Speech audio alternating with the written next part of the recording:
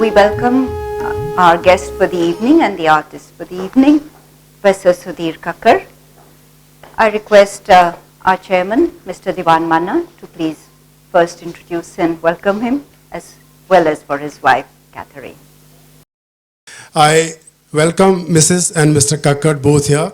In fact, they have been traveling so much. They were supposed to come here in January, and we had to postpone the program at that time. But his commitment to the Lalit Kala Akademi is so strong that he found some time in between his travels. He's leaving the day after, again, for 3 months tour. He's come to Chandigarh, and once again, welcome you both. By bringing him to the Lalit Kala Akademi, I think we are trying to think out of the box.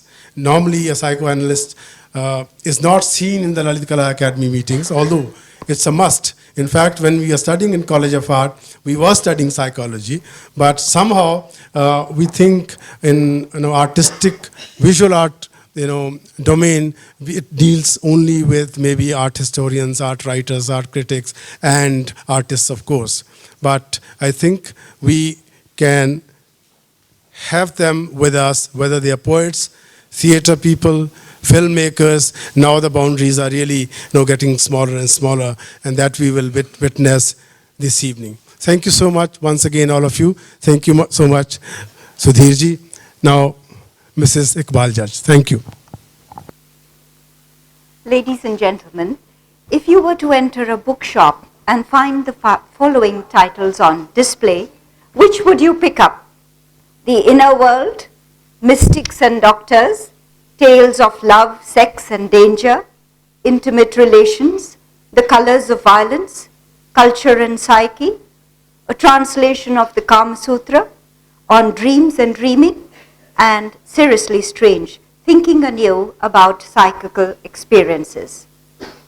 That beguiling list was of non-fiction. The lineup of fiction is equally enticing. The Ascetic of Desire, Ecstasy, Meera and the Mahatma, The Crimson Throne, and Indian Love Stories. For those who want to begin with a taste of each, there is help at hand. We have the essential Sudhir Kakar. As the title signify, Sudhir Kakar researches and writes about themes that concern us all.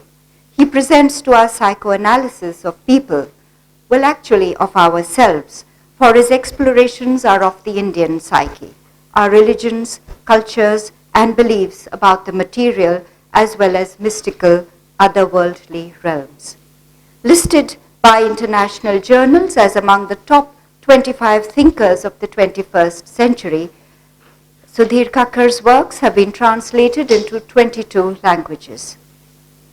Kakar's career trajectory was not a straight and simple one. Gifted with keen intelligence, he initially took the conventional, well-trodden Indian track of a degree in mechanical engineering, topping it up with a master's in economics from Germany. Both areas were of no real interest to him, however, and though he was teaching at the prestigious IIM Ahmedabad, he was admittedly going through an identity crisis of sorts. A serendipitous meeting in 1969 with Erik Erikson, the very person who had coined the term, occasioned an epiphanic realization that psychoanalysis was what he really wanted to do. A reading of Freud and then Erikson's Childhood and Society, and Kakar was hooked. I want to come and work with you, but I've never studied psychology, he told Erikson. That was inconsequential for his mentor. Erikson had read Kakar's short stories and discerned in them the spark he wanted, for he believed that studying literature leads to a better training in psychology than psychology itself. A doctorate in economics, teaching and research fellowships at Harvard enabled him to work with Professor Erikson, and after further training at the Sigmund Freud Institute in Germany, Kakar embarked on his practice as a psychoanalyst in New Delhi in 1975. Over the next 3 decades and to this day, Kakar has studied, taught, analyzed, and written, culling for himself many prestigious assignments and winning accolades all the way. He has been head of the Department of Humanities and Social Sciences at IIT Delhi, visiting professor at the universities of Chicago, Melbourne, Hawaii, and Vienna, and has been awarded fellowships at the universities of Harvard, Princeton, Berlin, and Cologne, besides being the recipient of Homi Bhabha, Nehru, and ICSSR fellowships in India. Among his many awards and honors are the Cardina Award of Columbia University, Distinguished Service Award of the Indo-American Psychiatric Association, the Boyer Prize for Psychological Anthropology, the Goethe Medal for Germany, from Germany, and recently Germany's highest civilian honor, the Order of Merit of the Federal Republic of Germany. For those who associate Goa with a beach holiday or its quaint architecture or the music of Remo, here is another association to form. It is also the home of Professor Kakar and his wife. For the present, however, we are privileged to have him with us in Chandigarh and to listen to him in person. We welcome you, sir.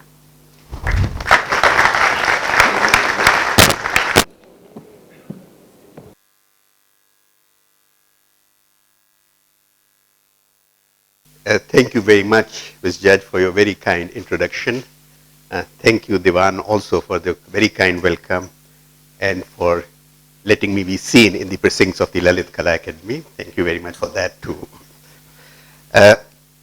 I'm not a scholar of Rabindranath Tagore, nor have I any expertise in matters relating to art.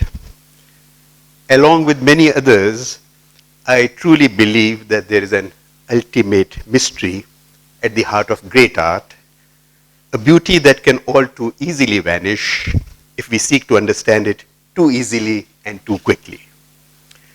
I'm also cautioned by Tagore, the painter himself, who wrote of his paintings, and I quote, "People often ask me about the meaning of my pictures. I remain silent, even as my pictures are. It is for them to express and not to explain." And at another place he writes, "I have nothing to say about my pictures. I do not really know what I have done or wanted to say." It would thus be presumptuous of me to try and explain Rabindranath's pictures in any authoritative fashion. All I can do here is to try and capture a glimpse of the mysterious creativity of his paintings through the impressions they have left on my own mind. In other words, it is not any scholarly apparatus, but my own psyche, which is the primary source of my observations, my own unconscious, with which I seek to understand the unconscious in Rabindranath's paintings, the landscapes and the female portraits primarily. My starting point then are the resonances in my own psyche to the mood and form in his artworks. Only after a full experiencing of my chiefly emotional reactions and bringing them into consciousness do I go into the explanatory mode, using biographical and other information for a more conscious understanding of the paintings. I thus promise to be hopelessly subjective as I attempt an answer to the question the surrealist André Breton asked in a different context. And his question was, to me, a picture is a window that looks out on something. The question is, on what? So my task today is to muse together with you on the question, what do Rabindranath's paintings look out on? Given his reputation, based on his literary output, especially his poems and songs, of being a highly spiritual person, it would be easy to claim that the creativity Rabindranath displays in his art is fundamentally spiritual. This will not be erroneous, certainly as far as some of his landscapes are concerned. The next slide, please. These landscapes are indeed, like many of his poems, contemplative, simultaneously looking in and looking out. They recapture young Rabindranath's moments of quasi-mystical absorption in nature, such as when he writes in a letter of, and I quote him here, shining expanse of river, the blur of shade thrown by dark fringe of trees along its edge, and the white sky gleaming overhead in uncontrolled aloofness. Of these moments, of which he wrote so eloquently when traveling through the Bengal countryside in his late 20s, he says, my feelings seem to be those of our ancient earth in the daily ecstasy of its sun-kissed life. My own unconscious seems to stream through each blade of grass, each sucking root, to rise with the sap through the trees, to break out with joyous thrills in the waving fields of corn, in the rustling palm leaves.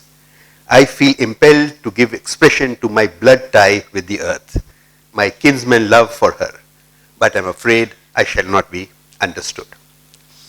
I believe it is significant that when in September 1937, Rabindranath was in a coma for 60 hours and almost died, his first creative act on coming back from the borderland between life and death was to ask for colors and a brush and paint a landscape.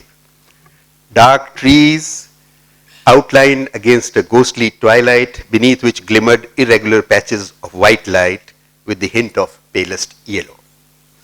His landscapes, in which Tagore seems to try to recapture his blood tie with the earth, the painter is gazing into nature with such an empathy, sahridaya, that he seems to be connecting with the universe itself. For spiritual to me primarily means an omnipresence of empathy, of a deep feeling of connectedness. We are most divine when we are at our most empathetic. Perhaps only a few rare saints can reach the summit of empathy, expressed in the Upanishadic ideal of he who sees all beings in his own self and his own self in all beings.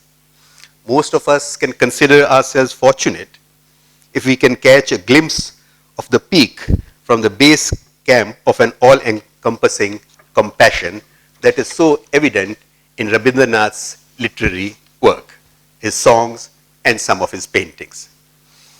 I should note here, and as we shall see later, Tagore does not seek the Upanishadic ideal of complete unity, but would be content with the harmony of dualities. Yet, excluding some of the landscapes, my abiding impression of the bulk of Rabindranath's paintings is that their spirituality lies more in their execution rather than in their inspiration.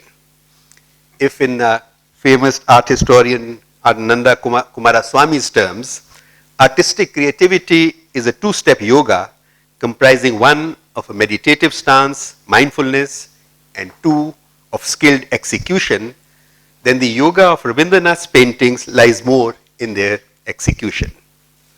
The painter himself recognizes this particularity when he writes in a letter to Rani Mahalobis, and I quote him, the subject matter of a poem can be traced back to some dim thought in the mind.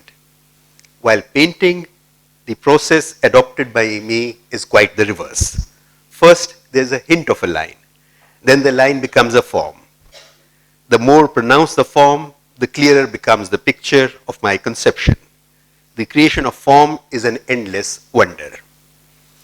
The spiritual aspect of Rabindranath's art, especially in the landscapes, is thus not of a meditating monk, but the arrow maker, who is often brought up in Indian philosophical texts as the proverbial instance of mindfulness.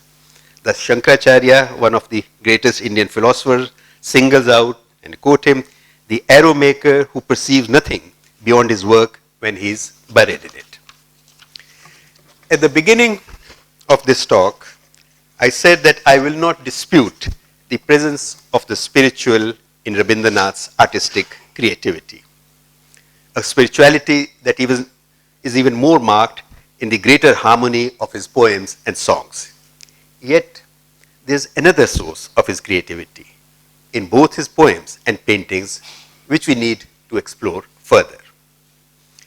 If I may use the metaphor of the lotus as the symbol of creativity, a flower opening to light and sun, symbolizing the spiritual, the sun symbolizing the spiritual, then we also need to remember that the lotus grows in the mud, the symbol of the unconscious.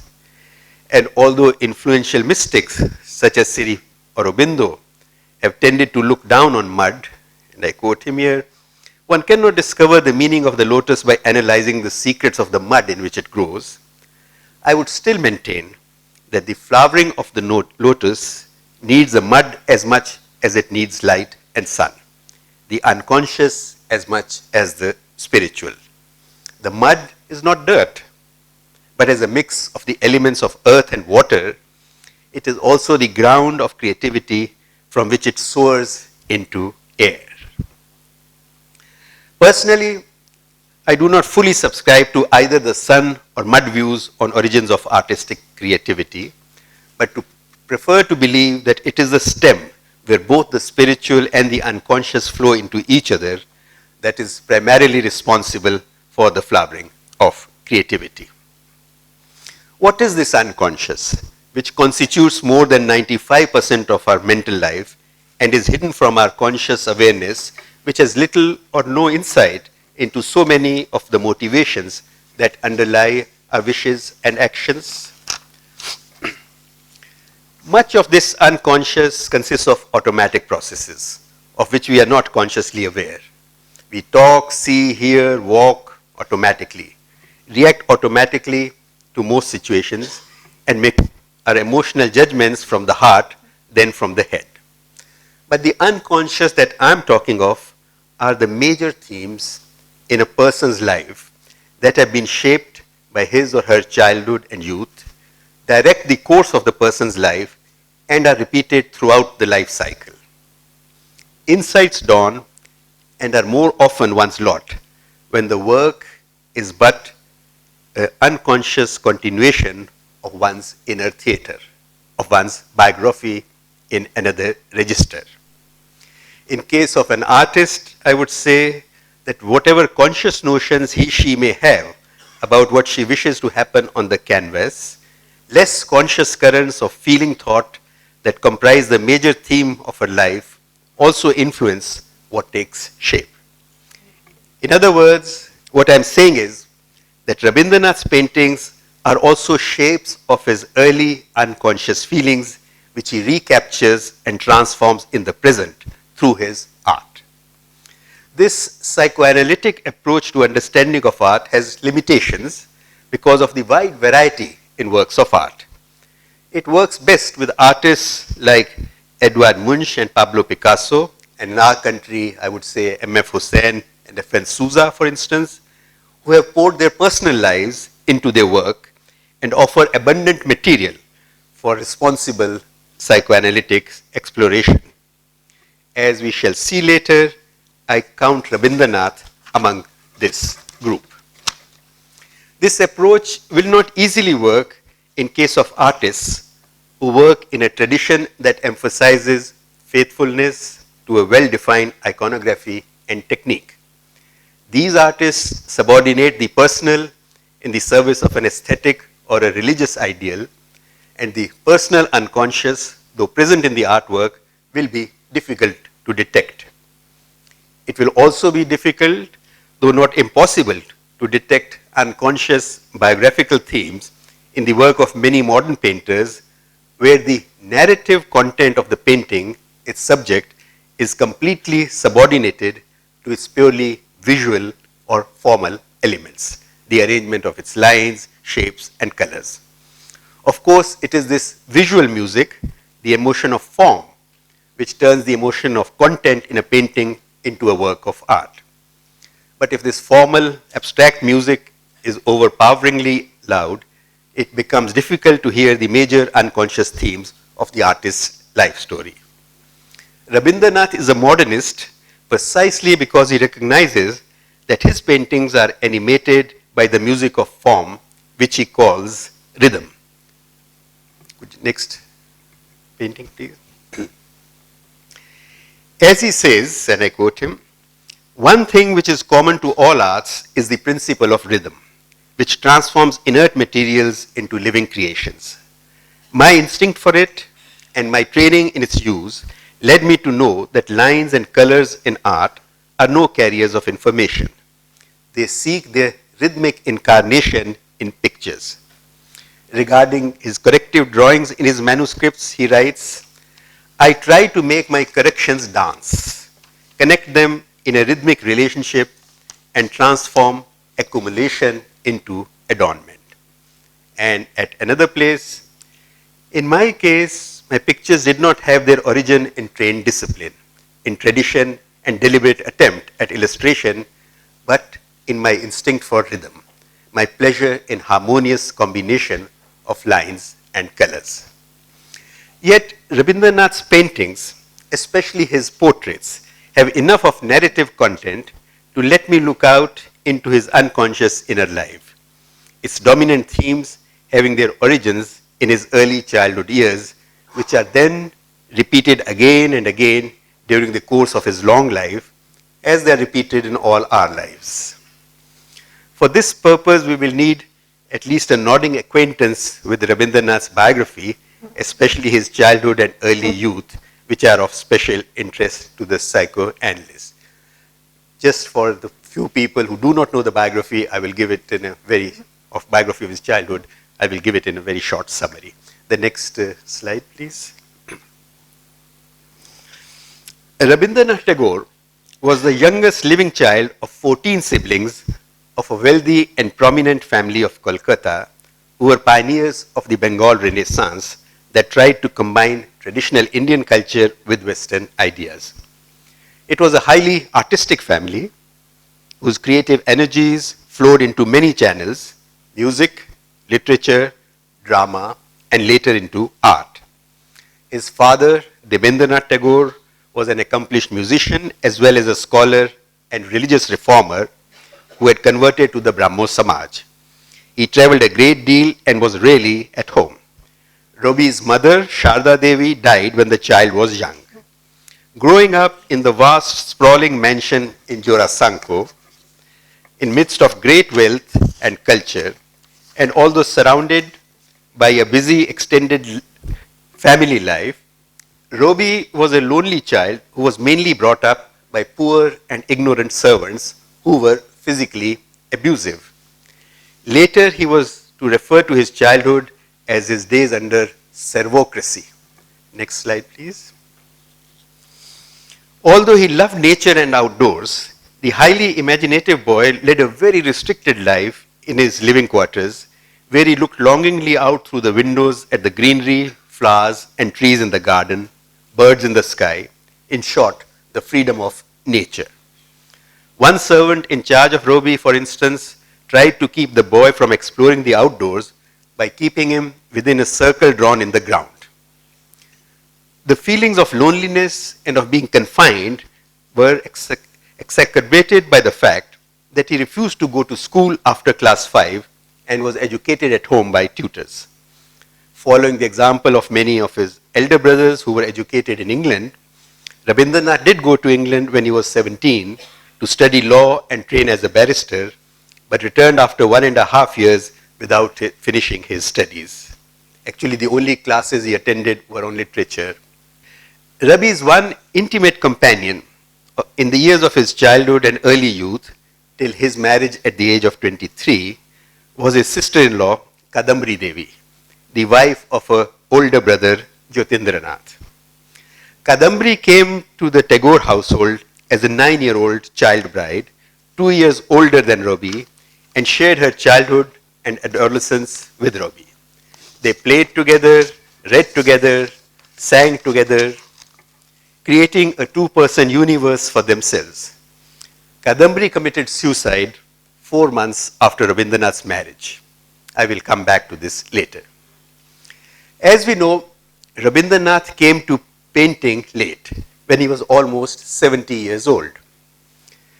The immediate precursor of his paintings were the Puravi poems, which he wrote during an ocean crossing from Cherbourg to Buenos Aires.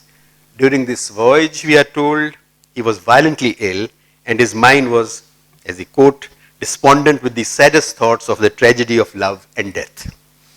With a weakening of the normal psychological defenses that keep a lid on the cauldron of our unconscious impulses, the cut-off parts of the self bubbled up through many lines in the first drafts of these poems, which Rabindranath then erased and formed into shapes he called apparitions of non-deliberate origin. Next slide, please. In one poem in Purvi, he directly refers to these drawings. Hark, where in the formless limbs ghosts of sights and weepings haunt the night. A time was when they had a form and a voice. The fruitless sorrow of all that has been and is now nameless, amorphous, unremembered, haunt the dim recesses of my mind, seeking a form, a shelter. Not that he had not earlier used the same technique of erasing lines from poems and transforming the erasures into rhythmic visual shapes. But as Shitesh Roy perceptibly observes, the important difference now is that while the earlier erasures mostly assumed delicately fluoriated or wine-like patterns, the ones of Puravi often show an orgy of violent forms, grotesque and primitive shapes that are almost in conflict with the words and the lines, and at times very nearly obliterating a whole stanza or a complete poem. From Puravi onwards, under a greater pressure from unconscious promptings, I would say, poetry recedes and painting comes more and more to the fore. The poet Tagore cedes his place to the painter Rabindranath. From the same letter to Rani Mahalobis, dated November 7, 1928, from which I quoted earlier, he writes, "The most important item in the bulletin of my daily news is my painting. I am hopelessly entangled in the spell that the lines have cast all around me. I have almost managed to forget that there used to be a time when I wrote poetry." Is painting, the psychoanalyst would ask, more potentially therapeutic than poetry in a situation where the balance between the mud and the sun has shifted in favor of the mud? Do the disturbances caused by the greater play of the unconscious require a stronger medicine? My tentative answer to both questions is yes. In the last stage of his life, old age, when cut off parts of the self once again demand a hearing before life comes to a close, when the unlived or unresolved issues of earlier stage of life again come to the fore, bringing the connected emotions of anxiety, guilt, and depression in their wake, the wisdom we attribute to the old and believe we see reflected on their faces often masks the cry of an old person's despairing heart.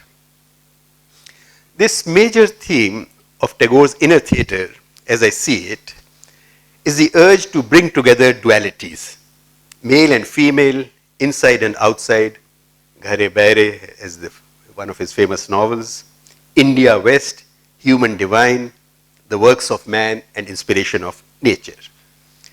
This theme is also a signal feature of Tagore's literary oeuvre and philosophical writings. What is important to note is that the bringing together of dualities is not in the sense of seeking their union, but their harmony. In other words, creativity is the harmony of conflicting and contrary forces.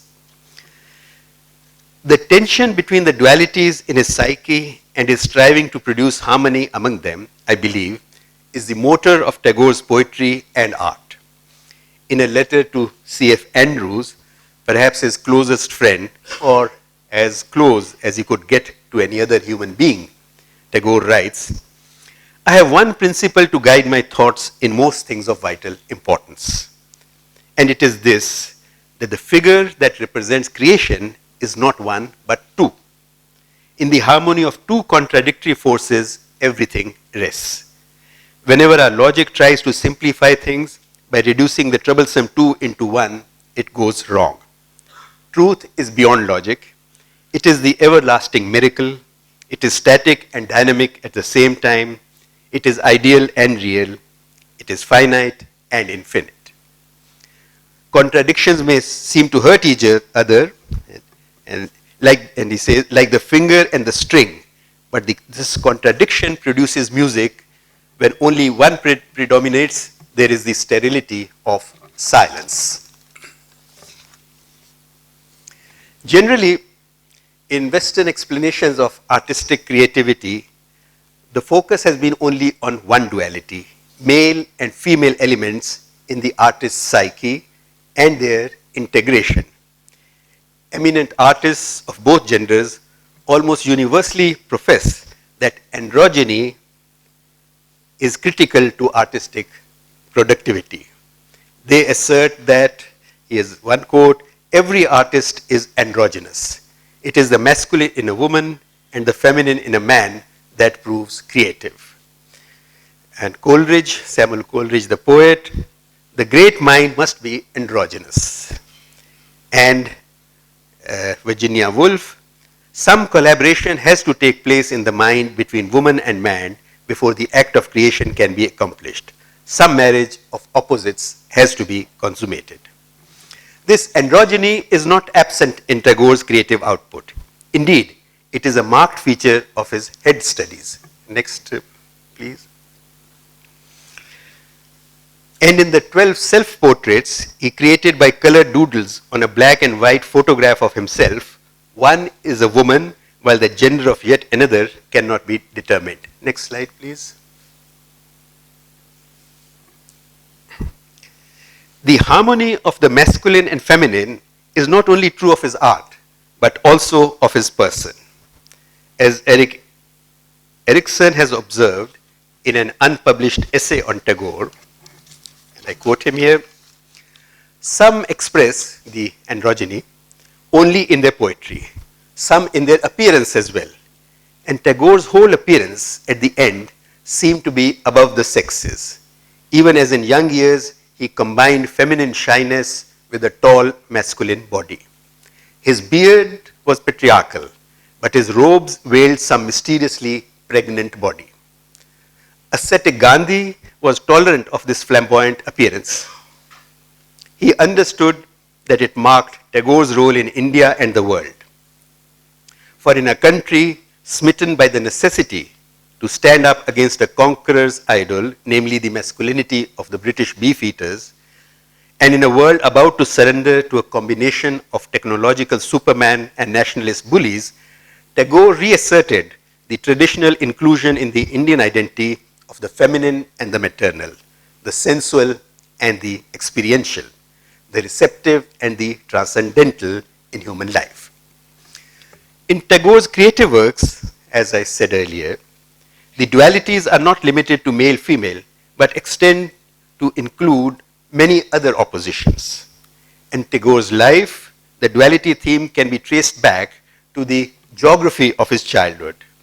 Here, imprisoned on the fringe of the big house with the servants, the child Rabindranath longs for the mysterious inner sanctum, the mother's quarters where all the women lived, the Andar Mahal as they called it at that time, her scent and immersion in the maternal, as also for the great outer world of the returning father, the inspiration of nature, the merger with the great spirit.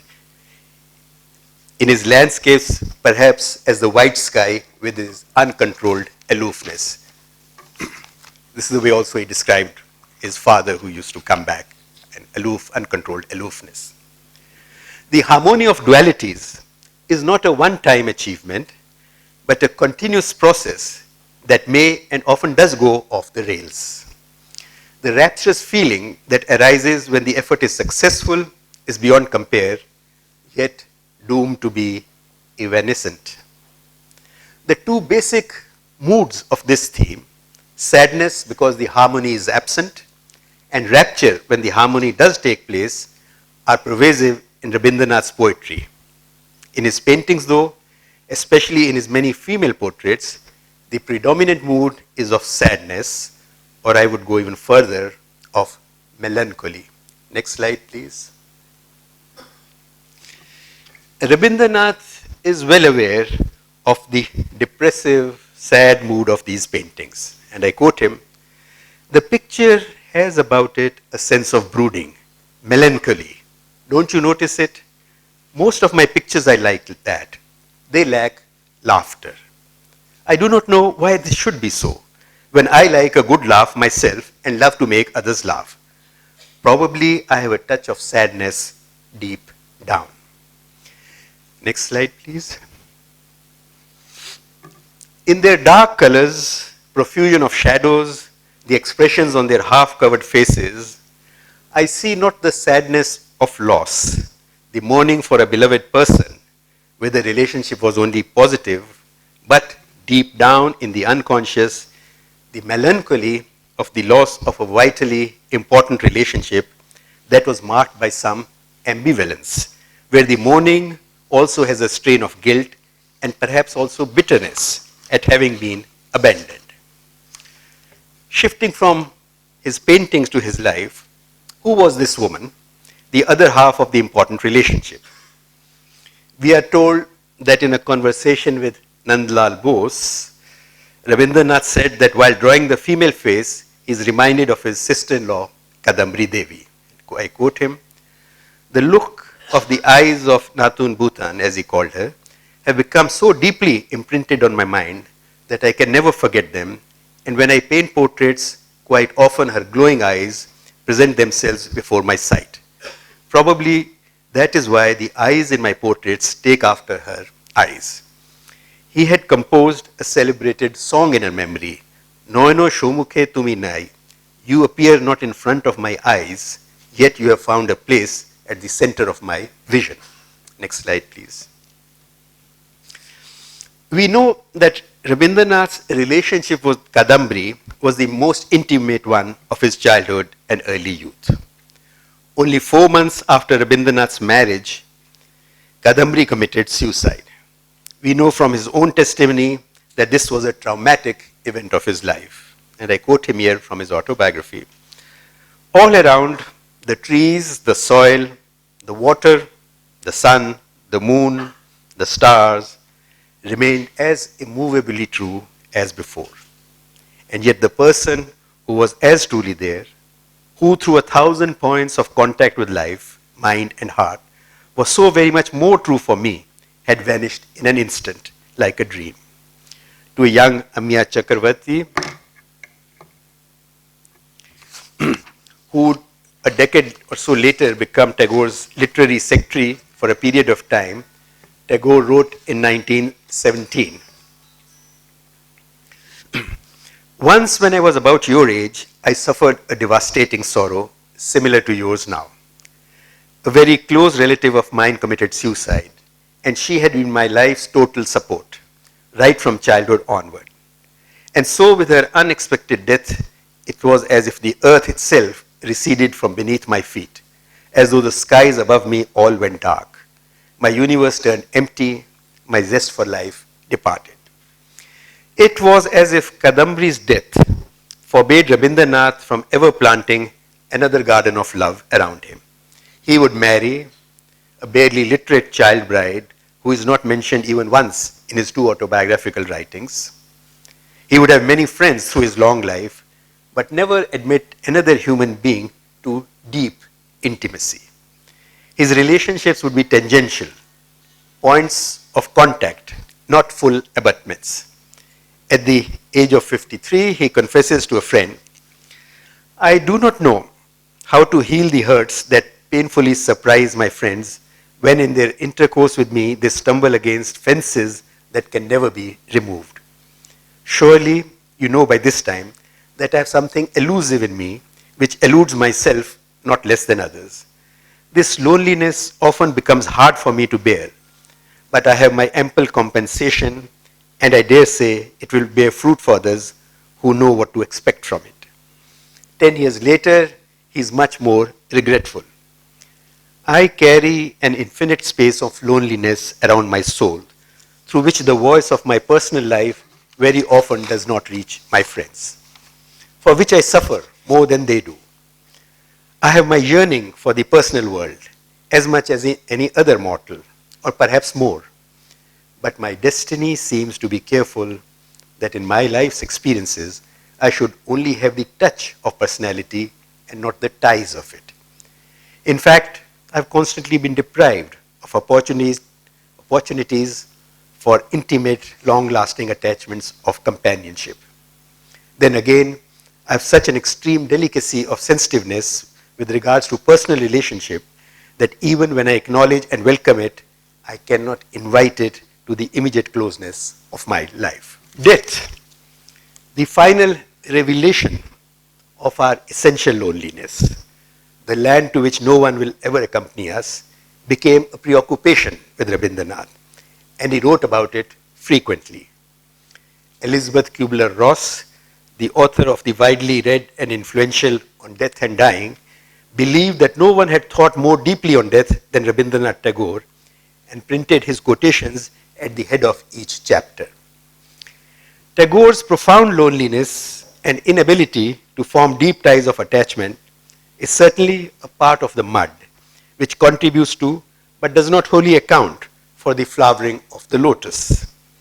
The spirit cannot be merely reduced to the workings of human desire and attachment, to eros. T.S. Eliot may be right when he observes that a man does not join himself with the universe so long as he has anything else to join himself with. He is wrong when he implies that joining with the universe has some kind of a fatal flaw because of what motivated it. One can never know for certain why Kadambari took her own life, and although Krishna Kriplani, a biographer and Rabindranath's relative by marriage, tells us not to speculate on the cause of this suicide, I cannot help but do so. I cannot help but speculate whether Kadambari's suicide and Rabindranath's, in his words, sudden and unexpected marriage, in the words of the biographer, are linked together. I base this speculation on my impressions from clinical practice, even now among the Indian middle and upper middle classes, where often a close, intimate relationships develops between the younger brother and the wife of an elder brother, especially if the difference in their ages is small and the wife feels neglected by the husband. I found that women who are on terms of intimacy with the younger brother-in-law experience a strong depressive anxiety that is occasioned by his leaving home or his impending marriage, which the woman perceives as an end to her emotional life. And if this is followed up with a clinical depression or even an attempted suicide, there's little that the brother-in-law can do to avoid conscious or unconscious pangs of guilt. Let me repeat that this is speculation, informed speculation if you will. In itself, of course, speculation, which literally means reconnaissance, is a valuable gift that is too often easily dismissed in intellectual discourse. We often forget that to speculate, speculari, is to describe something that is not immediately open to view. Not that Kadambari had not displayed depressive tendencies earlier, including a failed suicide attempt, which Rabindranath's biographers have attributed to her childlessness and neglect by her husband, Jyotirndra, who, after failed business ventures, spent most of his times at the theatre and in company of stage actresses. Even more than in their childhood years, Rabindranath must have now become the sole focus of this sensitive young woman's emotional life, of her unmet needs for love and validation as a woman and a person. I would speculate that Kadambari's depressive tendency started to become dangerously heightened as Rabindranath began to move away from her during his early youth. For Kadambari, their two-person universe must have begun to show cracks as Rabindranath discovered and took pleasure in his attractiveness to young women during his sojourn in England, and then spent more and more time at the house of his other sister-in-law when he was back in Calcutta. Rabindranath's marriage was then only a final blow in a cumulative trauma that had been a few years in the making. Satyajit Ray's film Charulata, based on Rabindranath's relationship with Kadambari, perceptively catches the nuances of their relationship during youth, undoubtedly erotic and passionate, though not physical or perhaps even consciously sexual. It is important to note that I am not saying that Rabindranath's female portraits are of Kadambari. An artwork does not literally recreate the lost person. It does not effect a direct substitution. What it seeks to do is counteract the melancholia and feelings of loss and guilt by creatively revisiting the site, or rather sites of loss, which are no longer external but have become internalized, have been absorbed in the artist's own self-image, have become a part of the artist's own self-image. I'm using the plural, sites of loss, rather than the singular, because there's another loss lurking in the deeper parts of Rabindranath's unconscious, another cut-off part of the self, which too finds an expression in his work even when it is absent from his awareness. This is the death of his mother when he was, he says, a child. Rabindranath's claim in his autobiography that his mother's death did not make a conscious and immediate impression does not tell us anything about the meaning of a death to him, but perhaps this poem of him does. I cannot remember my mother. Only sometimes in the midst of my play, a tune seems to hover over my playthings, the tune of some song that she used to hum while rocking my cradle. I cannot remember my mother, but when in the early autumn morning, the smell of the shui flowers float in the air, the scent of the morning service in the temple comes to me as the scent of my mother. I cannot remember my mother. Only when from my bedroom window I send my eyes into the blue of the distant sky, I feel that the stillness of a mother's gaze on my face has spread all over the sky. The women's faces then are not only of Kadambari, but also of his mother, and in having become a part of his own unconscious self-image, of Rabindranath himself.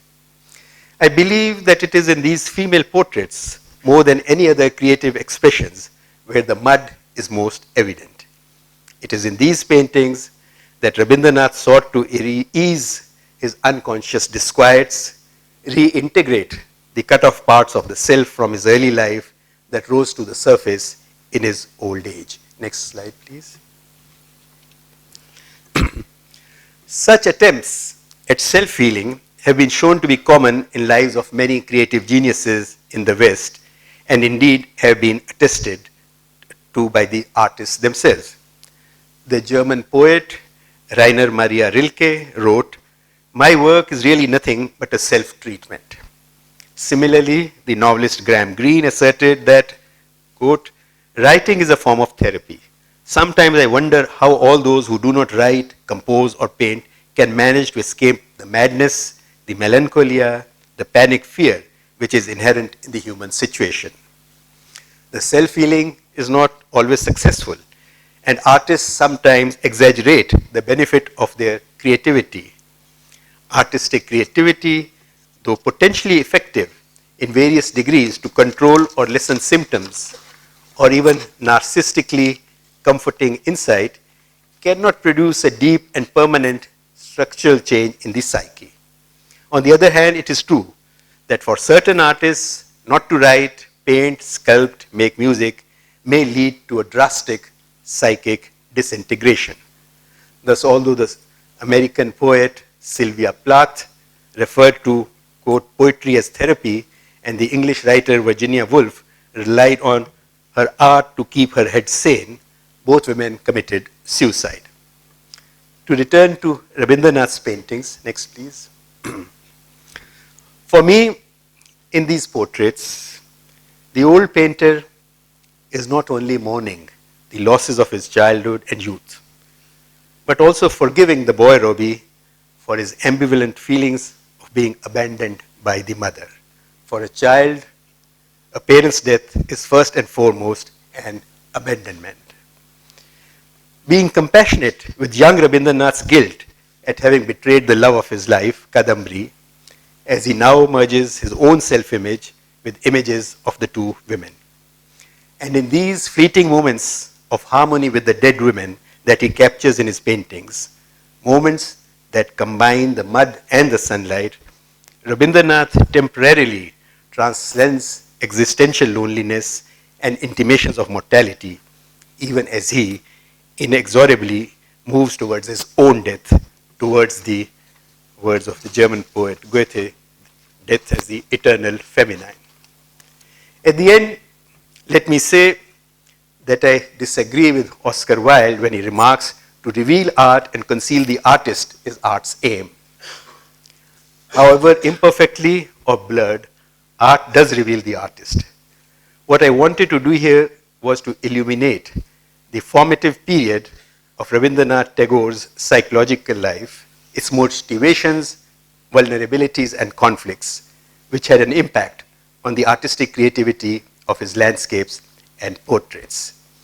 Their historical and cultural context, as also the influences of Western modern art on these paintings, is a task that lies in the province of much more knowledgeable art historians.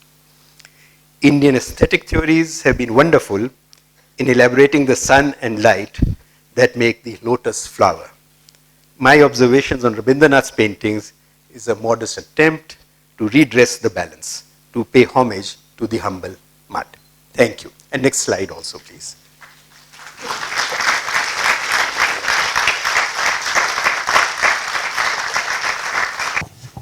Thank you, Sudhirji. Nothing that I can add to it because it is the best example of how to read the mind of an artist, how to get into the deeper recesses of the mind of an artist, and a clear linkage between literature and the visual arts, a very graphic representation of that, which probably is the first time that we could see such a correlation between the thinking mind and the visual perceptive mind, and that the presentation of that. And we are so lucky and fortunate that one of the greatest psychoanalysts of this century of the globe is presenting to us another great mind. I'm reminded of my friend Raghu Rai when that little fly was disturbing him time and again, which we have never seen here in this hall before, because Raghu Rai worships a guru. And after the death of the guru, he tells me a story that he was sitting in his farmhouse.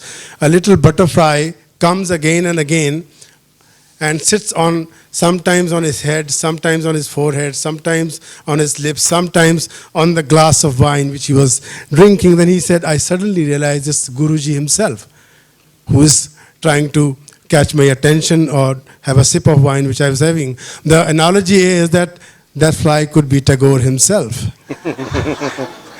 Thank you so much. I'm glad I didn't sort it. Thank you so much once again. Now we open to the question answer session. Please, you can ask as many questions as you want. Mr. Kakar is open to the questions. You can hear. And just the fly part of it. When the fly came, I thought of the Dalai Lamas. I mean, that was also going in the mind. Dalai Lama once said that in Dharamsala, when he meditates early morning, there are lots of mosquitoes. So when the first mosquito comes and drinks it, and he says, okay friend, you also need some support, life, so go on drinking. The second comes, so he does this. And by the third, he does that. And he says, Buddhists believe that when the moment of dying, what your thought is, you will become like that, or you will be born like that. That he says, I'm going to make very sure that when I die, I have a mosquito net over me. So. Thank you. Thank you, Ji. Sir, my question is that apart from Rabindranath Tagore's female portraits, particularly being an outcome of the unconscious, do they also have an emotional appeal? The emotional appeal to me, of course, they had a very strong emotional Yes. appeal. To you. Me. I don't know about you because do they have an emotional appeal to others also? I think it would also depend upon where your mind is at that particular time. I mean, if you are 17 and bubbling over with life and all the world is before you, then the darker part of life, the sadness, you may not want to see. So you may not have an appeal. I don't know. I'm just putting out on. So it also depends on the viewer's stage of life. That also has to resonate with the artist, at least stage of life, and not in normal ears, but in this mind where you are at that particular type of mind. And to me, of course, they have very strong resonance. I love his female portraits. Yeah. Is there any allusion or total lack of allusion to the numerous goddesses, Indian goddesses, Durga, Kali, Shakti and all, in the female portraits of Rabindranath Tagore? Yeah, there isn't. And how do you account for that? What would you say about this? The female portraits, as I said before, he is really wanting to address the lost sites of lost, which are coming up in his old age. And the biggest one is the Kadambari, because, it was not only earlier, but all his life, so many poems he wrote about her, so many books he dedicated to her. In fact, the very interesting part is, Rabindranath Tagore in 1913 had a very, very strong clinical depression, lasted almost 1.5 years. Very interesting, it happened 6 months after he had won the first Nobel Prize, Asian Nobel Prize.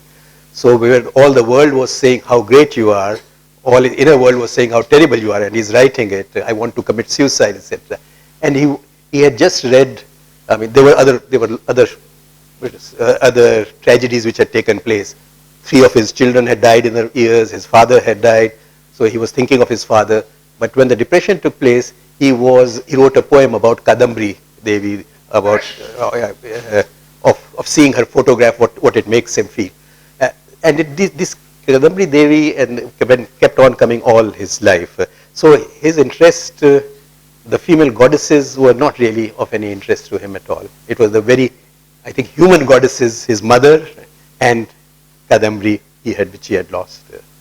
You were talking about how there is always something mysterious about the process of creating art. And then the psychoanalytic and other biographical details that you provided to us of Rabindranath's inner life, and the reference to Kadambari Devi, it seems to me that when you have a certain biographical reference, it's almost as if those paintings then become maybe not one-dimensional, but there are many dimensions in a sense. Become less. So I was thinking, what can one do in that sense to restore the many layers of appreciating art, other than sort of focusing on the biographical. That's one thing. Another thing that I also wanted to refer to was, you said something very, very interesting earlier about how empathy is really at the heart of mysticism. And I was thinking, so what exactly is mystic then? I mean, is mysticism something related? Is it something only limited to empathy, or is there something greater, bigger to that? Because I'm also aware that recently there have been all kinds of research on mirror neurons, and there is talk about empathy being actually in the mind itself. Mm-hmm. Thank you. Let me start with the last one, with the empathy. The mystical, spiritual, one has one's own definitions about it. Empathy, to me, what has always been described as the mystical where the subject and object become one, where there's no difference between you and the universe. Is to me the summit of it, where the empathy is the highest, where actually the empathy goes. But the way towards that is the empathy. So empathy is the way towards the mystic union, and I don't think most of us are not going to realize that mystical union within ourselves. We read about it, we can read about it in poems of saints who've done it. But we can be on the mystical path if we we start with tolerance. I think the beginning is tolerance. That is the first stage. Then you start climbing the mountain. The second base camp, I would say, is compassion. And the third is then empathy. And that union where all that disappears, that I think is absolutely left to the saints. But I think we can traverse at least the path of tolerance. I mean, at least start to me, a mystic is who starts being tolerant. And then you go up to compassion, etc., etc. So that is my definition of how one proceeds on the mystic path. So I will not, I do not look at mysticism as something very esoteric, which is completely different from our ordinary life. I think ordinary life is very, very mystical if one pays attention. If we are paying attention to how we live, how we are dealing with the universe, with the world, environment, other people, then we are can be very much on the mystical path, which is, or the spiritual path, if you want to say it. So it's not something out of life that you have to go and meditate part of it. I don't think that is an important part at all of that. The first question, that is yes, you are quite right about it, because I kind of contradict myself that one should not look at creativity very deeply because there's a mystery, but still one does. The reason is that we still want to know a little more about it. I think, yes, those paintings have much more in it. I was saying that they have combine the mud and the sunlight. I don't talk about the sunlight in those paintings at all because I don't really have an impression of that. But the mud part I could do. The thing is that art or creativity, there is, you know, when one says creativity, it is not the same thing at all for all parts. So there is a kind of creativity which everyone knows about. You get capacity to build metaphors, connect disparate ideas which are not seen as connected, as a flexibility of mind, all kind of things. But this is what I would call ordinary level of creativity. The great creativity which changes your whole domain in which you work. And to me, Rabindranath is, I think, to me, in the last 200 years, the only great creative Indian person I know of. Great creativity in science, or we would say Einstein, etc., which changes the whole domain. That, I think, is still very mysterious. All the studies of creativity which you have these days, even the neuroscientific ones, where you can look in the brain, that the capacity for synthesia, you know, where the senses come together, the brain shows that the artists, normal creative artists are 7 or 8 times more, have this capacity for blending of the senses than normal people will. But those are, I see, as the normal creativity. Tagore is, and for those mysteriously creative people, or those great creative people, I think biography is still the only way to appreciate it, not to explain it, but to start going somewhere there, and more, not more, but I think equally that the other paths which look at greatly creative people are still not, it is still very, very mysterious. But at least with biography we can approach them a little. It doesn't explain the paintings completely, you are right, but if it even does some of it, gives a sense of it. In fact, I don't know whether this is a self-portrait or this is a self-portrait. I think this is a better self-portrait of Rabindranath Tagore than that one. You mentioned that the search for unity or non-duality is not there in Rabindranath's painting, if I understand you correct, which was marvelous, which is almost like a revelation. I'm also thinking of another contemporary of Rabindranath, on whom you have worked, Vivekanand, who was overzealous about unity. I mean, his one big passion in life was unity. So how do you see these two great luminaries or the fruits of Indian Renaissance? Yeah. One in search of unity, other who's still looking for harmony of opposites. So how do you look at it? Yeah, I mean, you're quite right, two luminaries, two different, very different views of it. I am admirer of both of them. I admire of the Rabindranath comes to me closer. The search for unity to me can be also a very forced one, and I don't know how creative that is. I mean, I think that to be able to keep two opposite things in one's mind, or contradictory, not opposite to our mind, I think is a very, very big sign of maturity. We want to if we have love, then if a hate comes, immediately the hate should not be there because love will be spoiled. Now that is not what a creative person does. A creative person should be able to keep when the hate comes and the love remains still, and then seeks a harmony between the two, and that the harmony is really sought in the art or in poems or in any other kind of thing. Both are absolutely things to look for, search for, strive for. I personally like the approach of how to have harmony between contradictions in our lives, in ourselves, rather than having a unity which may forcefully integrate, which are probably should not be integrated at all. Androgyny, perhaps, is also the answer, because Vivekananda is very masculine, whereas Tagore has both the androgyny. Yeah. It would be very difficult to see Vivekananda putting himself half woman and half man. Yeah, it would be very difficult to see him doing that. Yeah. Kadambari's death influenced him greatly in his creative work, you see. Why did it take such a long time for him to make the portraits, you see, his lifestyle? Why such a time gap? Yeah. Secondly, I think on the question of duality, was he inspired by the concept of Ardhanareshwari? Thirdly, I think you said that he said that as an artist, he recognized him as a painter. How do you rate him? As a poet or a painter? I'll leave the second question out because I don't know about Ardhanareshwari. He doesn't talk about it, so I don't know whether it inspired or not.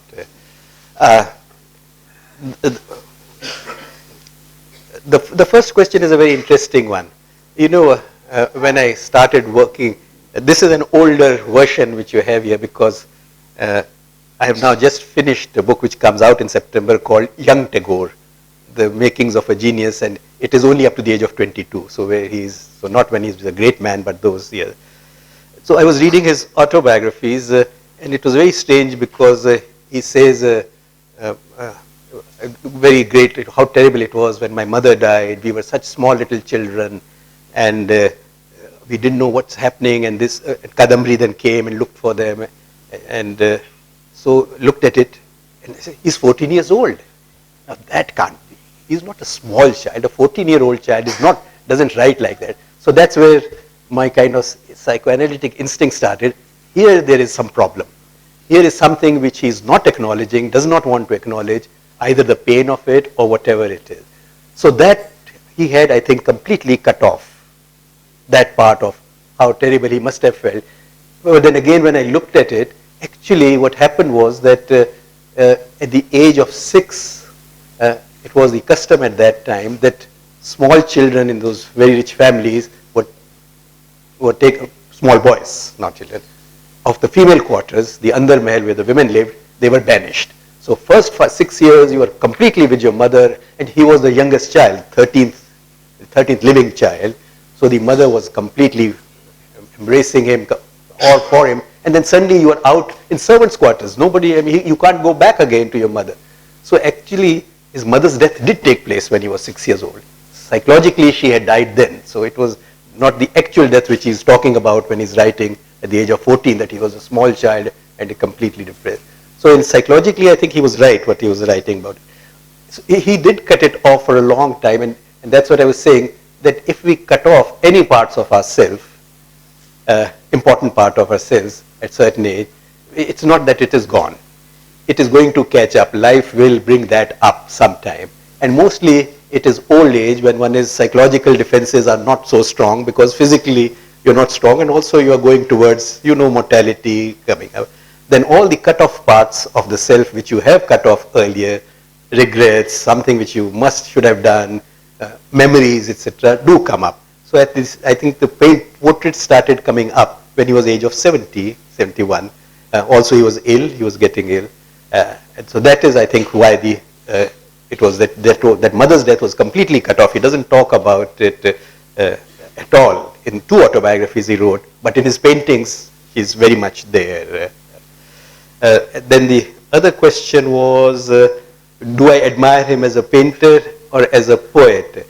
Actually, I came to him as a painter, because what happened was that I had read as a schoolboy, there were two. Kabliwala was always in the textbooks. And then I read the Gitanjali poems as a young man, and I thought they were terrible. I mean, they were, his translation, they were always thee, thou, all kind of, this is a Nobel Prize thing. So I completely shut out. I thought, okay, this is our Indian habit of making everyone who gets a Nobel Prize such a great man business. But then 2 years ago, at the 150th anniversary, the National Gallery of Modern Art wrote to me if I would like to talk about his paintings. And I had, I had always been doing with written kind of things, so this was a new thing for me to have a work with visual material. So I started looking at his paintings, and I was absolutely, as I was telling the female portraits and all, floored. Then I started reading him, and my admiration grew so much more, especially not the poems he translates himself, but the poems which have been translated by others, but also his prose. He writes wonderfully. He's such a great writer. If you read a book called Letters of a Sojourner from Europe, when he went to Europe, as a 17-year-old, you should read those letters. They have an acuity, sensitivity, and what they're written. Then I got completely converted.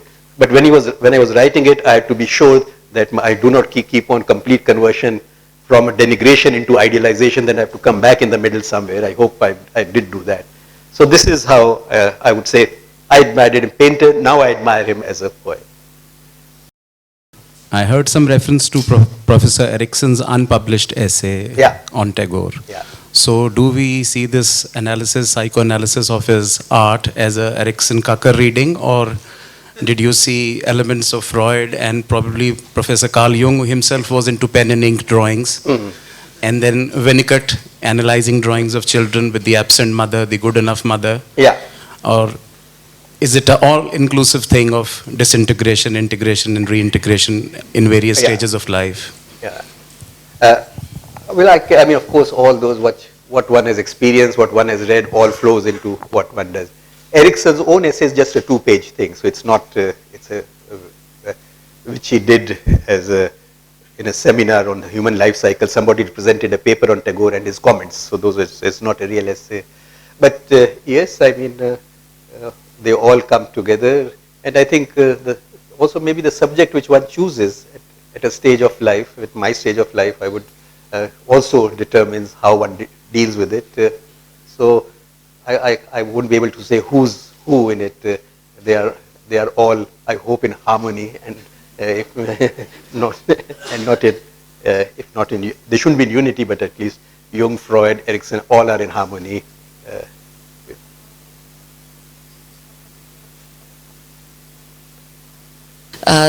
When his wife died, he realized that his daughter was feeling, she was a little apprehensive to come to him. Does she come anywhere in his portraits of women? Well, this is also one of the tragedies. She also died. No, there were. I mean, he had from 1902 starting, when his son, and then the daughter, the death of the daughter, then the father, wife. So 8-10 years were of great tragedy for him, and some of his very great poems come from that time. Actually, his poems on childhood, called The Crescent Moon, they are wonderful poems of a little child, which he told to his daughter to console her. She comes into as an inspiration for some of those poems, to telling her those poems. But he was a very private person. He didn't talk about his tragedies to people, because he was very, very private about that.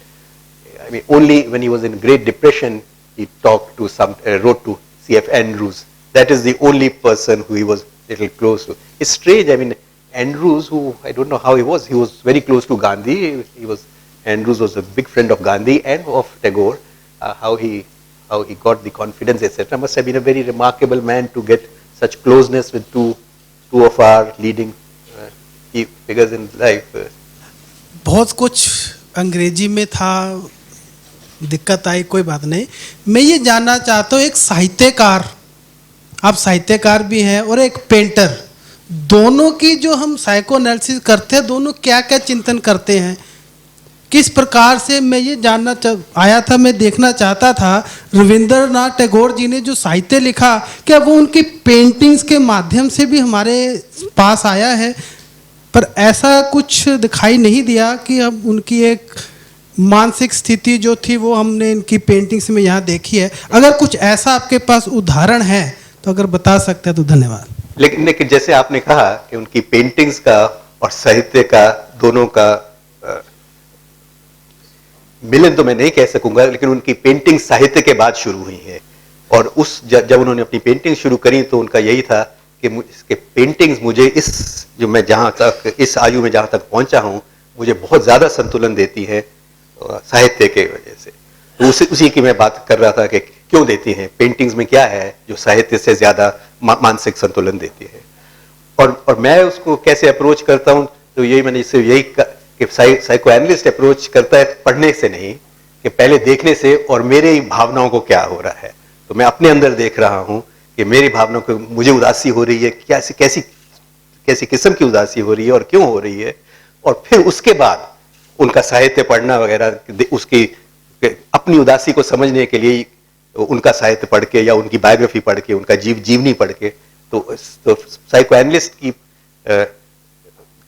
दिमाग से नहीं शुरू होता, पहले यहां से शुरू और फिर दिमाग करने। कादंबरी के संबंध में आपने जो बात कही वो बिल्कुल समझ में आती है कि उनके मन पे बहुत गहरा प्रभाव था जो कि उनकी पेंटिंग्स में प्रकट हुआ। उनकी पत्नी ने भी उनके लिए बहुत काम किया, शांति निकेतन बनाने में बड़ा सहयोग दिया और शांति निकेतन चलाने में भी बहुत सहयोग दिया। क्या और वो भी बहुत जल्दी चली गई, उनका भी देहांत बहुत जल्दी हो गया था, शायद 4-5 साल तक ही वो उनके साथ रहीं। तो वो दिमाग में बिल्कुल नहीं, कहीं भी जिसे कहते हैं उनकी पत्नी का बिंब या चित्र इनकी पेंटिंग्स में नहीं आया? जी नहीं। तो मैंने जैसे कहा कि अपनी पत्नी की तो उन्होंने जो अपनी आत्मजीवनी लिखी, सिर्फ एक सेंटेंस ही लिखा और फिर मेरी 23 साल की शादी हो गई और उनके बारे में लिखा नहीं। ये नहीं कि उनका आपस में उनका समीपता नहीं थी, अब दोनों में एक तो मुझे लगता है कि उनको बहुत शर्म आई, क्योंकि उनकी पत्नी की आयु 8 साल की 9 साल की थी, और रविंद्रनाथ ने जब लंदन से जब चिट्ठियां लिखी तो इंग्लैंड स्त्रियों से मिले और इंग्लैंड के सारे देखे, तो उनको बहुत लगा कि ये क्या हो रहा है, हमारे ये इतनी होती है, चाइल्ड मैरिज होती है, इतनी जल्दी शादियां होनी नहीं चाहिए, तो बहुत उन्होंने लिखा और फिर खुद कर ली। तो उनको मेरे ख्याल में उसकी एक बहुत शर्म थी कि उसको जरा पीछे रखें, कि मैंने इतना लिखा कि इतनी छोटी लड़की से शादी नहीं होनी चाहिए। उसकी 9 साल की थी और वो 22-23 साल के थे, तो एक तो उनको मेरे ख्याल में उसमें वो काफ़ी शर्म भी थी कि मैंने ऐसा किया, और वो भी क्योंकि दबाव था बाप का कि नहीं तुमको करनी है, तो और वो भी उनको भी शर्म की थी, क्योंकि उन्होंने वो लिखा हुआ था जब उनकी चिट्ठियां पढ़ें यूरोप से कि हम बच्चे बाप का इतना सुनते हैं और वो हमारा नहीं सुनते वगैरह, थोड़ा रिबेलियन कर रहे थे उस टाइम, तो फिर आके फिर वैसा ही कर दिया। तो एक तो मेरे ख्याल में ये बात है। दूसरा, लेकिन थोड़ा ज़्यादा इम्पोर्टेंट बात तो ये है कि जो हमारी बचपन और युवा अवस्था में जो हमसे होता है, क्योंकि हमारा जो अंदर का जो सब चीज़, जो भावनाओं, मन को जो संतुलन रखने वाला जो औजार है, वो डेवलप नहीं हुआ होता, तो उसका प्रभाव बहुत ज़्यादा होता है जो 30 साल अगर जो होता है जब हम बड़े हो जाएं। तो इसीलिए साइकोएनालिसिस इसीलिए देखता है कि आपके बचपन में क्या हुआ है, कि उसका प्रभाव आपकी उम्र में बहुत ज़्यादा रहेगा, क्योंकि आपके अभी आपका बना नहीं है, आपका मन अभी बना नहीं है, आपका पूरा माइंड अभी सेटल नहीं हुआ है। तो इसीलिए उसका प्रभाव जो हुआ है कादंबरी जाने का युवा अवस्था में, उसका भाव उसका बहुत ज़्यादा है। और उनकी पत्नी का तो एक तो पत्नी से कोई इतना उनका इमोशनल बॉन्ड भी नहीं था, और एक हुआ भी जब हुआ तो लेट एज में हुआ। My question is that it seems that from your talk, it appears that Tagore himself was having some inkling about the unconscious. And it appears maybe in his paintings and maybe in his writings here and there. And you have provided the words for what he was already probably experiencing.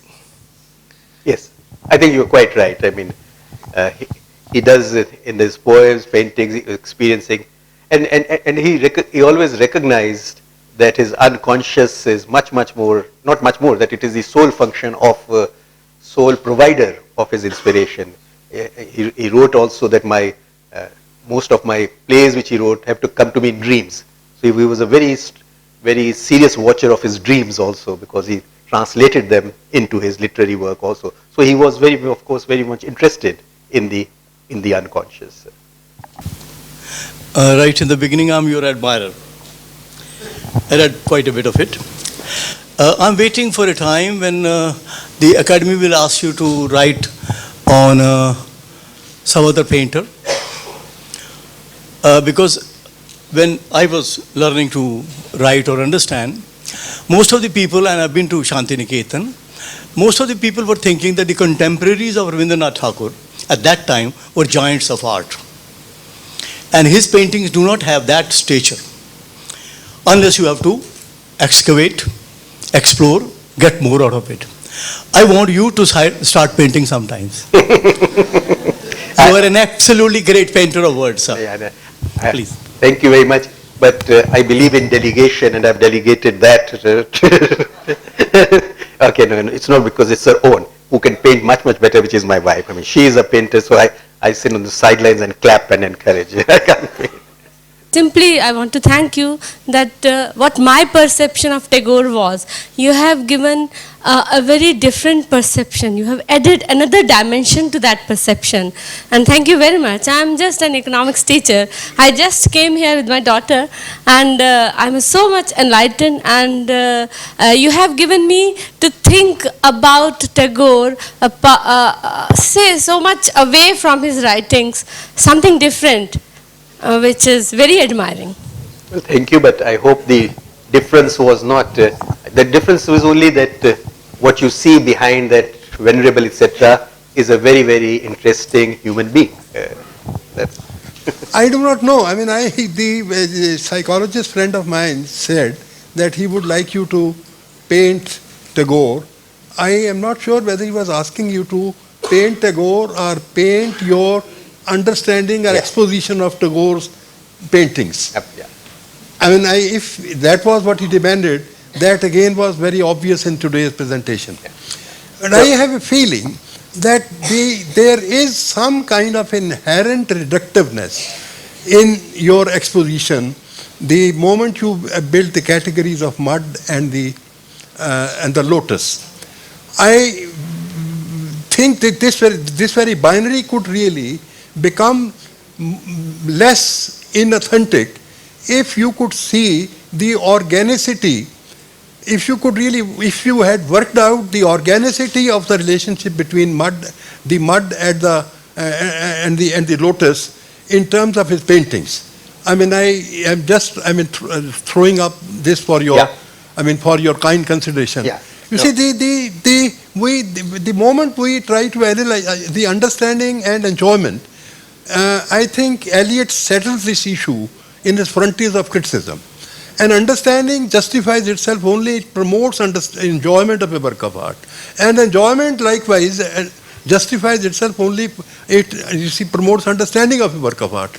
There is no, there is a dialectical relationship. There is no settled binary. I think instead of, working out the points of contact between his biography and his paintings, if you were to stress on the points of fusion, the points of, the points of coalescence, rather than, I think we are probably victims of the vocabulary of our criticism as well. The moment, this is a difficulty with psychoanalysis as a discipline, but I'm not sure that this can't be surmounted by a person like Sudhir Kakar. Thank you. Thank you. Well, thank you very much for the comment. Well, I can only say I was that binary, that the mud sun, lotus mud sun. I was trying to follow Tagore. He also believed in the dualities and binaries, but not in the fusion. So I'm much more for the keeping the binaries intact and seeking harmony between the two, and not so in chemical terms, not seeking a solution, but a suspension of the two. So it was really playfully doing it, or the way Tagore would have done that. Professor Kakar, Tagore was quite a patriot, and this gets depicted in his writings, in his poems.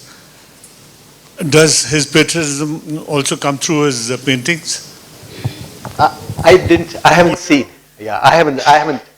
the patriotism in the paintings. I think the paintings are a much more subjective view of what is taking place in himself, rather than what is taking place in outside. I don't see it, but of course there would be.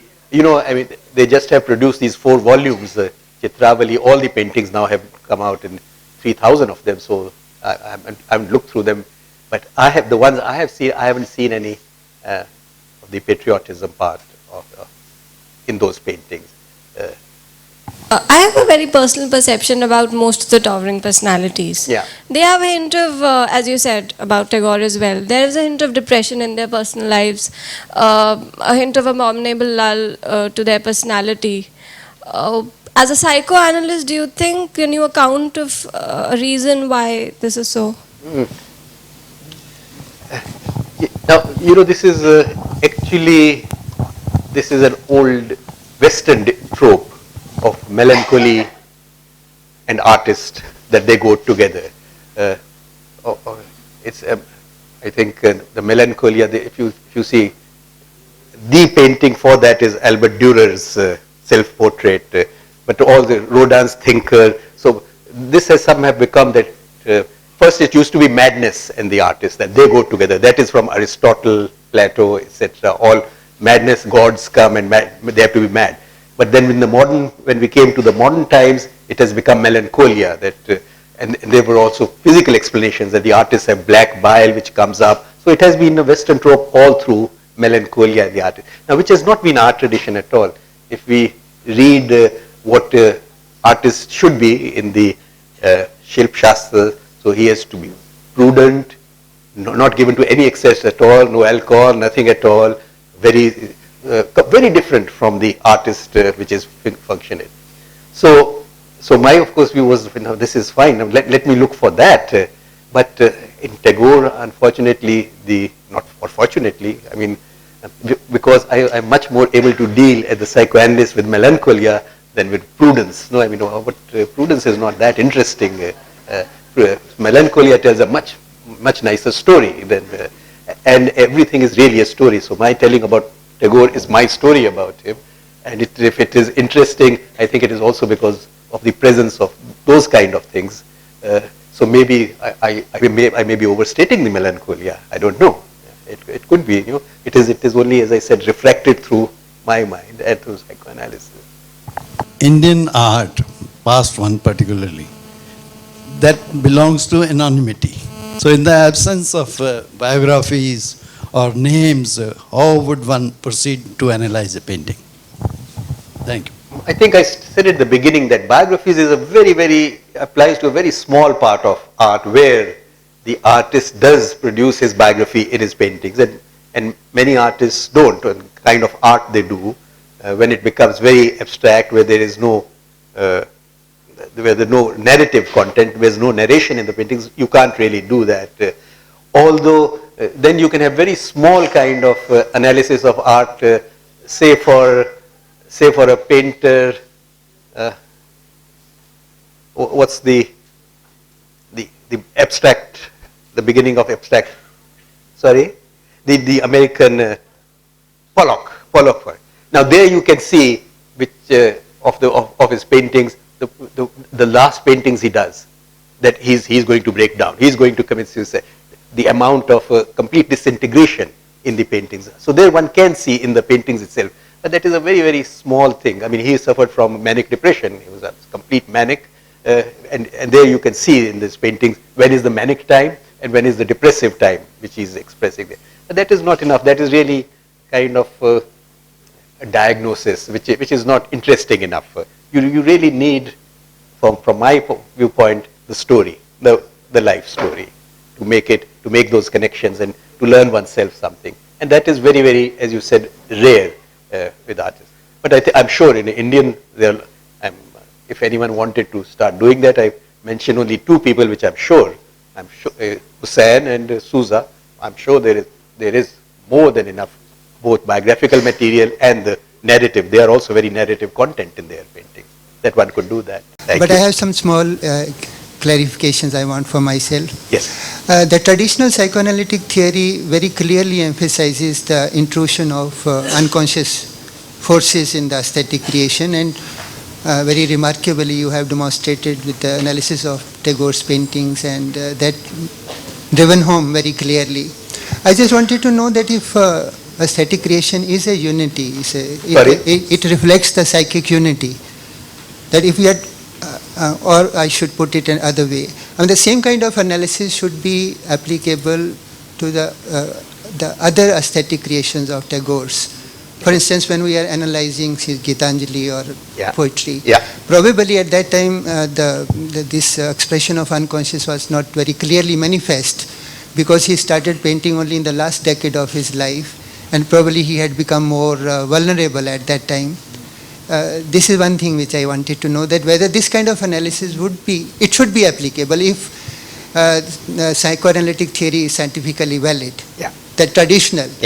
I'm being reminded of Freudian analysis of Leonardo and aesthetic works and all that. So this is one thing which I wanted to know. Secondly, I mean, whatever limited inkling I have of the psychoanalytic viewpoint, I mean, they solely, rely on the intrusion of unconscious forces, and the way they conceptualize unconscious is little more broadened. They go to certain very deep early childhood, experiences and all that. So I was just wondering that this analogy which you have very brilliantly used, lotus and the mud, do you think it will be compatible with the traditional psychoanalytic theory? Because they don't talk about, they talk only about mud. And mud, of course, is not in a very negative way, because that is the main fountain, main source. And one final question is, Jogen Chaudhary is the great admirer of Tagore's paintings. He's based in Shantiniketan. And when he reacts to Tagore's paintings, his subjective assessment is very different. Incidentally, he doesn't see any shade of melancholia in Tagore's. And I think in the very beginning you started your lecture, you said that it is a subjective, resonance of your own subjectivity. So I would just wanted to know whether you will agree with Chaudhary, Jogen Chaudhary. The melancholy and sadness is not only what I see, that is what Tagore sees. I mean, I quoted Tagore is saying, why are my paintings so melancholy and so sad? So Tagore himself looks at them, that they are all very sad. And then he says, I can't understand it. Actually, I like to laugh at this. Where does this sadness come from? And it's not only one place. So it is Tagore himself. So I defer to him there. I will agree with him than with Jogen Chaudhary there of his own painting. And the middle was about, you are right. Traditional psychoanalysis will not accommodate it. I would like it to accommodate. I think psychoanalysis is missing out on something, and maybe that if there is psychoanalysis has to develop further and not keep on being the traditional, then there are two areas from which it needs to get it more inspiration. One is all the neurosciences which is happening, which is telling us which are the psychoanalytic theories which are wrong and right. And one, I think, is all the spiritual traditions of mankind. I mean, that there is something there. What is it there which can? Okay, so that leave it. And your first question was whether it can be applied to literature. Actually, I have done that in this book. It is not to paintings. Paintings actually is only one chapter. It is mostly through his writing of his poems and of his stories, dramas, and his not his plays, but mostly stories and poems, and of course his own writings of that. So it has more literature. Okay. Sir, I have a question related to psychoanalysis. Whatever we have talked today, we talked about the childhood memories of Tagore, or like, I'm not talking in the context of Tagore, I want to talk in the context of psychoanalysis. So if I consider childhood memories, and this is all I could relate to Sigmund Freud, what he had also explained in psychoanalysis. But when Jung took theory forward, he talked about collective unconscious. So do you think this collective unconscious would also fit in the theory of psychoanalysis? Like, I don't know, I'm a bit confused about this concept, so I just wanted to know. The collective unconscious is to me the lotus, the sunlight part of it. I mean, one can look at it that way. You see all these Freud, Jung things, I mean, after all, that's more than 100 years old. Whatever is correct or right, both, they come together. So these days is not that much. It's not that the Jungians don't talk about childhood. They have to, because one knows now from all areas.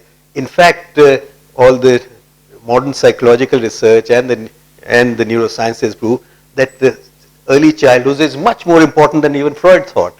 That our unconscious has much greater role in what we do than what Freud, they thought that actually psychoanalysis can't do much. You don't think, you cannot control it.